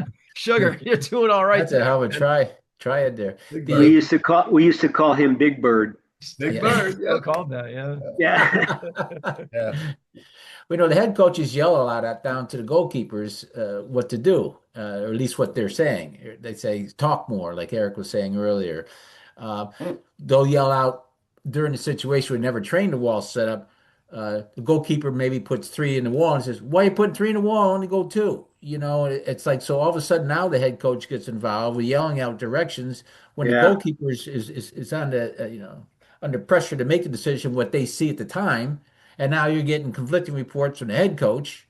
It's just it's crazy. Let me give you an example of what we're seeing at the highest, well, not the highest level. We'll say the interregional, which you're getting, that's a step to the national team, right? So I have a goalkeeper that went to 2011, went to Orlando, that was playing in interregionals down there, representing the South team. And the first day, she had a shutout. Distribution was good. Everything was ranked number 1 out of 8 keepers. After the game, the head coach went to her and said, "Don't talk so much to your defense, to your backs. I want them to be creative in how they defend." Now, I'm sorry, I've never seen a principle of defense. It has to be about creativity. I thought that was a principle of attack. Maybe I'm wrong. So being respectful. I mean, here's the coach that basically has, your advancement progression in his hands. The next day does not communicate to the level that she's been taught, doesn't call for a ball when she goes out to get it because there's, defender and an attacker coming in, doesn't call for it. Ball gets pinged around, chaos ensues, ball's in the back of the net. Same thing happens. Essentially, it's the same situation again on a way she was setting up her defense. She didn't do it. Go. She goes from first to fourth. So she's pinged for doing it correctly and having a shutout, and then she's pinged for not doing it, now allowing 2 goals. Yeah. And when she told me what he said, I was just shaking my head going, unbelievable. Yeah. Confusing. It is. Yeah. For the kid. Yeah. All right. I'd like to take a little flip here. And, Bob Rios was actually the one I remember saying first, that Tom Goodman had the fastest feet ever seen on the soccer field. And then we found out why. So, Tom, love to hear you tell a story about you and your good friend, Frank Sinatra. Yeah. Well, I started with the tap dancing lessons with guy by the name of Billy Austin. He had been part of the Ziegfeld Follies way back in the day. I've heard that Uh, name. yeah, and he was the kind of tap dancer that was bent over, low to the ground. He'd slap him down and do all that. Great dancer, great dancer. So I took lessons from him. I took private lessons, and I was part of a foursome. We all dressed in tuxedos and went out and tap danced. And in the middle of our tap dances, each one of us would do a solo.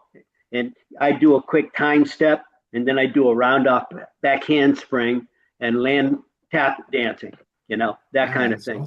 Awesome. It was really cool. And one day, Billy Austin set me up in New York. My father was going to drive me to New York, and I was going to be in this show, variety show, I guess. I didn't even know where I was. It was back then, everybody could smoke and drink in these places, and it was just smoke filled, whatever. I was about 10 years old, and I came in my tuxedo and all that, and they introduced me, and I was started with a soft shoe, and then I went into a rhythm dance, and then that's a little faster, and then I went into the fast dance, where I'm really slapping them down, doing my tricks and all that stuff, and then I finish, like I'm done, and huge clapping and whistling and all that, and then I'm just about to walk off, and on comes Frank Sinatra. Comes over, rubs my head, and he goes, "What an act, huh? Give him another round of applause," or something like that. And I didn't even know it was Frank Sinatra until my father's driving me home in the car, and it was Frank Sinatra, And to this day, I don't know where we went, where we were, but this huge place with all these round tables, people sitting in their suits and dresses and all that. But that was an unbelievable story. I'll say, well, he rubbed his hand on your head so much you lost all your hair. Yeah, yeah, yeah. Thank you. Hey, that is a great story. I'd say to that, Tom. If he was rubbing Tom, he must have been smacking you in the front of the head because you lost sugar. No, my brains are just growing. My brains are growing. He's forcing the air out. That's what the hell's going on there. Tom, if the legend is true, from what we've been told, your first meeting with Mr. Blodgett happened on the soccer field, and the quick feet of Mr. Tom Goodman kicked the beep out of Mr. Blodgett to the tally of 4 or 5 goals, if I'm not mistaken. If the story is true. Well, when I was shooting at him, it was like shooting at Swiss cheese.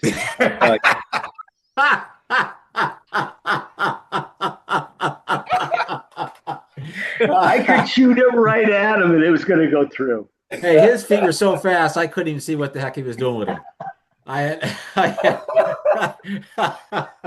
It was amazing, though, the number of shots that he stopped, or it was out of control. And that's after that game. That's when I asked you, come and join our team, because you'll at least have a defense in front of you, and you won't have as many shots, during the game. But that's what we played together, which was great. Yeah, the backstory on that is that it was the first game I ever played, and the team I was playing on was the worst team in the league. And of course, Tom's team, the Springfield Metros, were the best team in like New England. And it was a terrible rain. I remember it was raining like crazy, and we played at Tom's home field, and it was all slop in the 18. And afterwards, I was just covered in mud, and I was like flying everywhere. I was like, when I got done, said, "Wow, this is great." I said, "I know I got shelled and everything, but it was just so much fun." So the following week, I showed up for the team that asked me to play for them, and only 8 players showed up.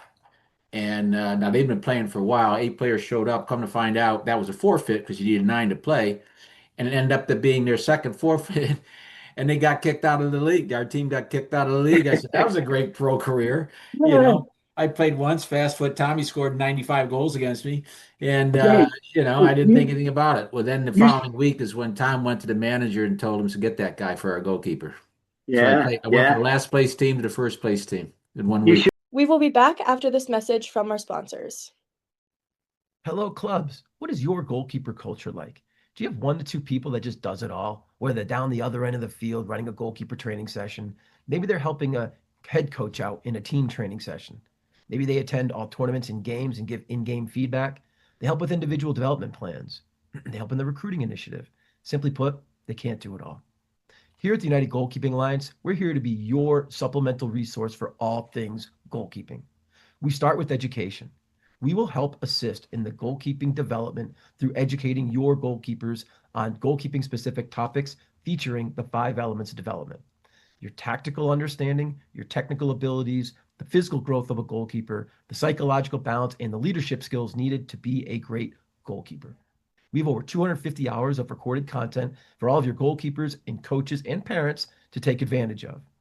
We offer mentorships for both goalkeepers and goalkeeper coaches.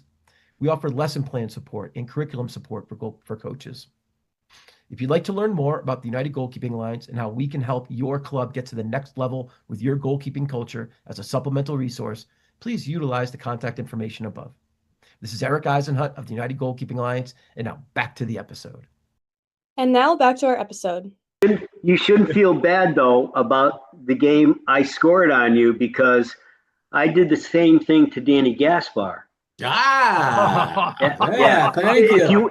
If you ever have him on, you can ask him about when I was at Springfield. I think I was a senior, and he may have been a junior or a sophomore.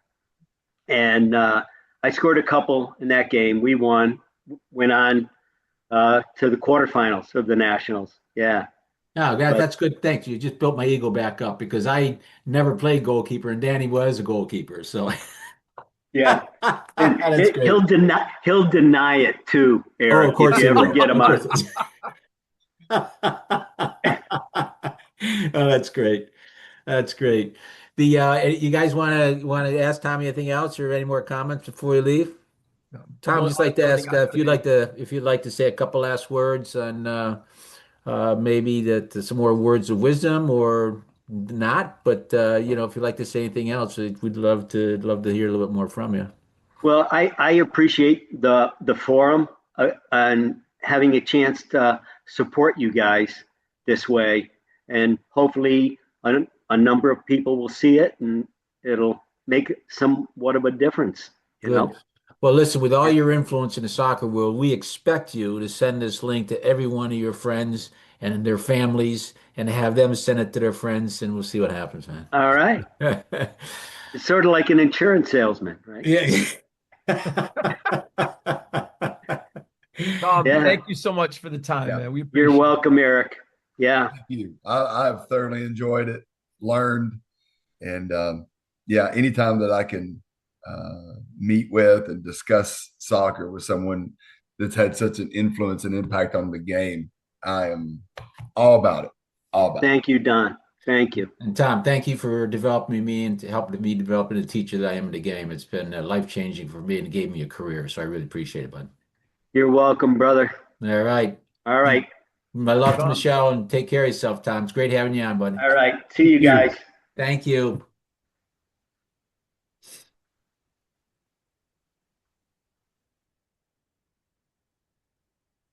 Now there's a guy who knows the ins and outs, the ins and outs. And it's too bad because Tom is everything he's done, everywhere he's gone, he's always done it at a higher level with class.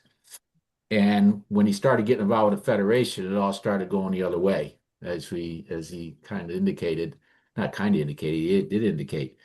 And to me, it was a sin that to me, probably the best teacher of the game in our country. And I say that with all sincerity after watching what he did and how he did it, and then getting into the international stage.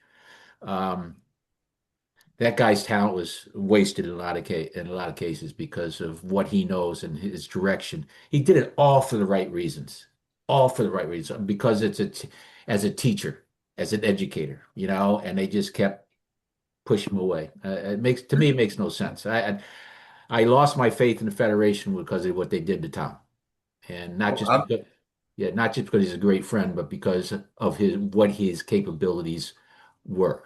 yeah, but they don't want people that can challenge their thinking. Yeah, I exactly. mean, I'm experiencing it now, and other friends of mine who are coach educators, they're experiencing the same thing. When you push back, and it's not so much just a pushback as we're questioning things, Yes. right? Yeah. And we're seeking answers because maybe it's not the best way, right? I believe that there's a collaboration between the classic courses, which is what I wanted to hit on with Tom, and the new ones that can embrace both of them to be a better product than just what we have now. Because again, I feel like the kids are suffering for it, right? Because we are passing coaches that, like I said, if it's safe and they can organize it, they pass. Well, hell, an architect can put a damn house drawing on paper. Doesn't mean he can build the damn thing, right? And so you're going to give him his license Yeah. to do that. And that's got higher consequences than anything we're doing. We're just soccer, right? So it's a shame. It's a shame that you take people that do have it for the right reasons and have knowledge and wisdom, and we're just going to put you to the side. Yeah. Yeah. It's really disgusting. And then when we talk about, we're all about player development. Yeah. Well, from a goalkeeping perspective, I want to say maybe 2 or 3 years ago, they had a great collection of goalkeeper minds put together to put something together for a curriculum standpoint. And nothing came out of it. No. And there were some great goalkeeper coaches involved in that. Yeah. And it's unfortunate that they can't find the support to take, in that situation, that group of knowledge and find something that can work. I feel like we're stuck in this, like, what do you use the phrase? He used the phrase remote learning. I think we're stuck in this remote learning setting based on COVID, because that was the only way it could happen, right? Yeah. And now that we've gone back to opening the fields up years ago, we've stayed in that remote learning, despite it not being the best for everybody. Yes, it's accessible, but it's not the most effective. It's not the most efficient at all.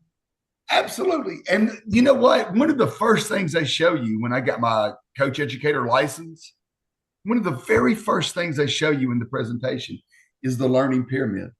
And they go, the worst way to get people to learn and retain is at the top of the pyramid. Lecture them. Just sit there and talk to them. The best way is to have them do it. Now, we understand as educators that people learn and retain in different ways, right? But overall, it's better to have them do it. Hence, put the coaches on the field and let them run the sessions. And let the coaches, the student coaches, be the ones they're coaching. So many coach educators get intimidated by having a group of 10 to 12 kids that they don't know, different skill levels, show up, and now they got to run a session. I understand they have to get over it. I mean, we're all going to coach teams at some point where we don't know anybody. But they get to do it for 10 to 15 minutes. Yeah. How about too, like the other thing, Sugar, with with developing that one dayer and working with Ian, one of the first things he said, it's all about feeling. And you got to feel it. So I'm talking for you. He puts head coaches in the goal and he wants them to feel the stress of, all right, drop a ball in the 6 and go get it. Yeah. It's like, hey, who says you got to win every ball in the 6? There are times when you have to win it, and there are times when you're going to stay home, and you got to feel it. You got to learn it. You got to get bumped. You got to experience it. It's not as simple as, hey, it's in the 6. You should own that. How many times Yeah. do you hear coaches say that? It's just dumb ignorance. And Yeah. it's a guideline, but it's not reality. And that's what annoys me, at least. Like, they got to experience it. They got to feel it. They got to fail. They have to understand why they're failing it. And then also stand next to a goalkeeper during a game. Why not coach in that angle? Have you ever coached in that light before? Like, how can we, in a transitional moment, when we're dropping, we just lost the ball at half field. Now we're sprinting backwards and we're talking and we're leading and we're trying to figure out what the next move is for the opponent, all while everyone's coming back right at us. That's a stressful situation for a goalkeeper. And coaches need to feel it and experience it and see it and be a part of it in order for them to really understand, like, there's a lot going on here and we need to do this more in our team training sessions to get the defense in that transitional moment on the same page, instead of just running their lane and like hoping they can distract or get involved in the defensive play to stop the transition. Yeah. How many coaches have come up to you and told you about a story about maybe a goalkeeper you train? And they go, hey, you got to talk to such and such. There was a couple of crosses he or she needed to come for this past weekend, and they didn't. I have this conversation a lot more than I like, because I don't like the head coach saying that, just like you said, every ball that comes into six, they need to go after. I'm like, well, there's several things that she's got to read. Does she need to engage or does she not engage? Because there's a defender there. I mean, if the risk of going out after every ball is you leave the goal exposed, right? And I just had this conversation about 2 months ago with a coach over a 12-year-old. How many 12-year-olds do you know that go after crosses in the box? I mean, they're learning how to do it, but they're not going to go after everything. And so it is. I think Ian's absolutely right. Here, let me serve some balls into the six for you and put 3 attackers and 3 defenders in there. See how many you go for. Right? Yeah. Will change their perspective real quick. You're right about that. It should. Yes. I mean, and even just like, if you're not getting a clear look at that or a clear path to that ball on that cross and someone gives you a little bump, that's a big deal. Like, that is like, it throws you off. You just a little bit of off balance. Now your timing's off. Your movement towards the ball's off. Now you might have to contest with somebody at a lower catch location. Like, there's a lot of variables there that can, and you need to go through that and understand it in order to appreciate it. It's probably the best way of saying it, and coach it the right direction, coach the right way. What EPL player was it this past weekend? It's a goalkeeper that went for a ball in the six and they scored a goal off of it. And because of the angle in which the attacker hit it, if he would have stayed on his line and let his defender do what he did anyway, the ball would have fell to his hands. I mean, because he went out for a ball that the attacker really didn't have a good angle at it to really get pace and really direct it into certain specific areas. He was just going to do what he could do to get ahead on it. And because he went and he shouldn't have, it ends up in the back of the net. And so if that happens with a youth player, the coach is probably going to be screaming at him, why'd you go for that ball? When they've been told, oh, you ought to go for anything in the six. John, what about the Man City Arsenal game? And they're up 1-0. Man City goes up 1-0. 30 seconds later, they pass back to their GK. Panorama, Takes a nice little, like a heavier touch than normal. Arsenal forward comes sprinting in. Guy goes to hit it, goes off the defend that forward's leg and into the goal. Now it's tied up 1-1 30 seconds later. You know, that's what Pep's known for, right? That's what they do.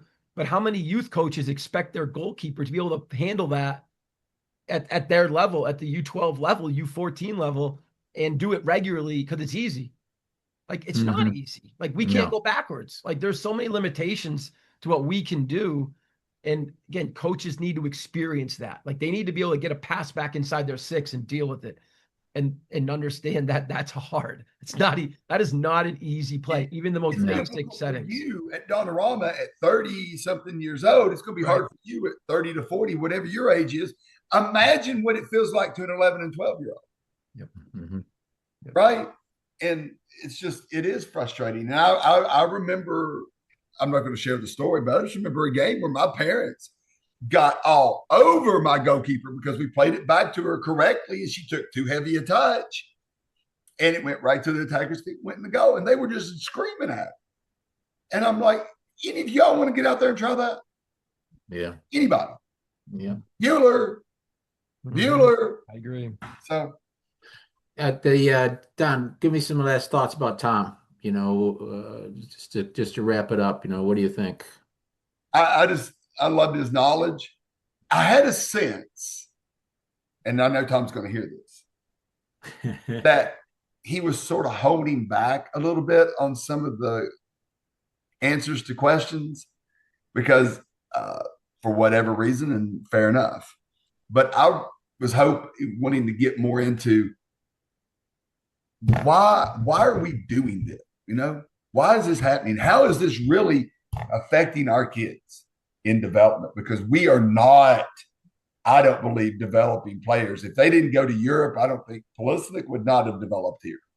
He developed in Germany, right? Yeah.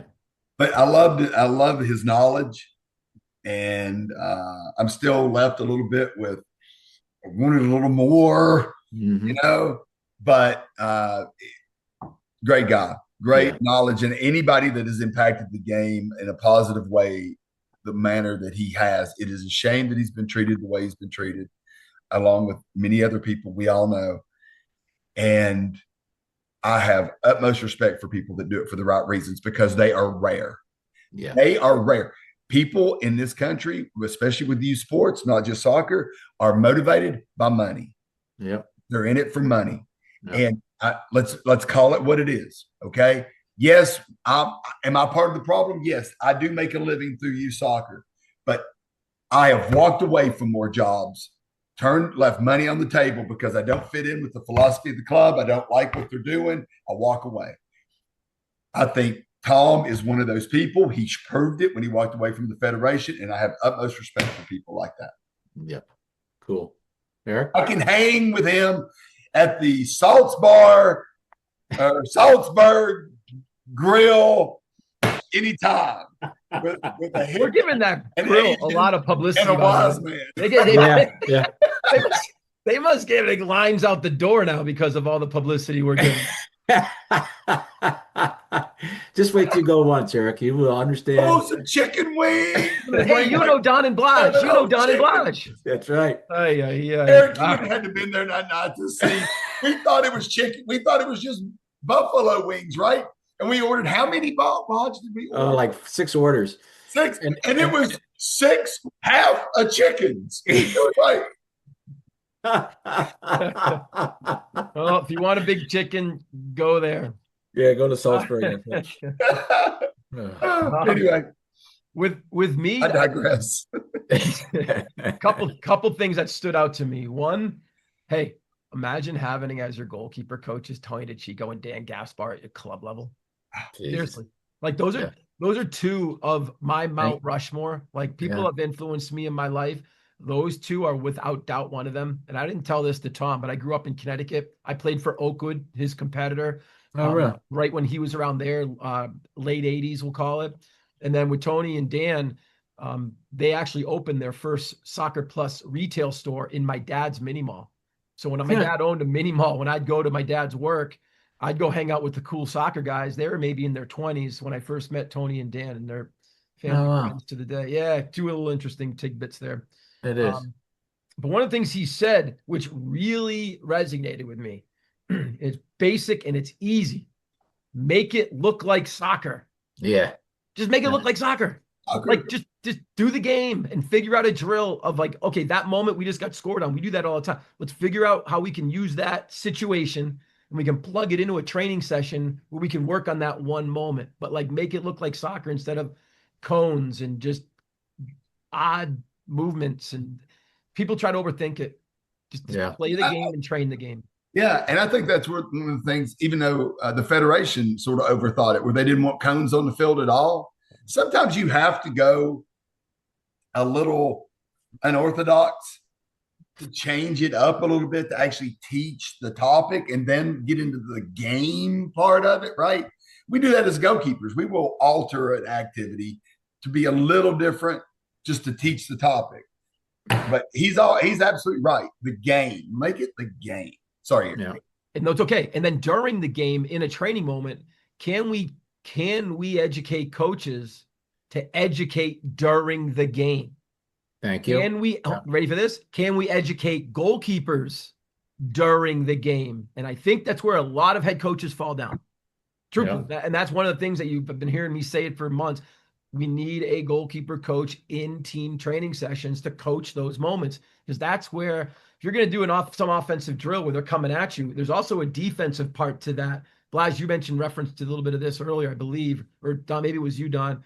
But my point is, you can coach the other side of that drill as well. All you need is a coaching goal, talking to your GK and your backs to do that. And it's not hard. It just needs to get done. The other two things I thought, which were really cool, were his acknowledgement of their now lack of a goalkeeping culture compared to where they were in the late 80s and 90s when Peter Muller was there. Peter Muller had a goalkeeping culture. We had a goalkeeping culture, and it's not been there for 30 years now, based on everything we're seeing. So Jack Robinson's got a tough task in front of him. I'd love to meet him and discuss and throw ideas and talk to him in that capacity, but that's for another day. And then the last piece was that the head coach. I know we continuously talk about the head coach and the goalkeeping knowledge and them knowing it.